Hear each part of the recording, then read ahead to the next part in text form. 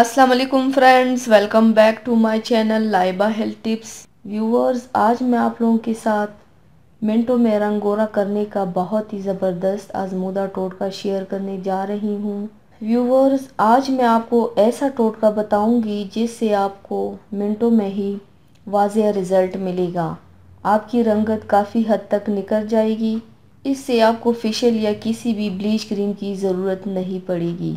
तो चलिए शुरू करते हैं, पर इसके पहले प्लीज़ मेरे चैनल को सब्सक्राइब कर लीजिए और बेल आइकन को दबाइए एवरी लेटेस्ट ब्यूटी अपडेट को सबसे पहले पाने के लिए। इसके लिए आप लोगों को चाहिए सबसे पहले ब्लेंडर में 1 चम्मच एलोवेरा जेल में थोड़ा सा बेकिंग सोडा डालकर अच्छी तरह से ब्लेंड कर लें।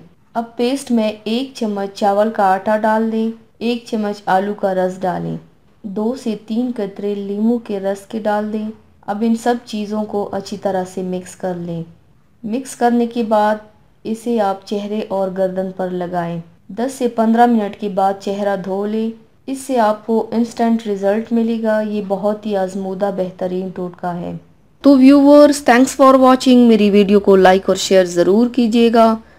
मिलते हैं एक और नई वीडियो में, तब तक के लिए अल्लाह हाफिज़।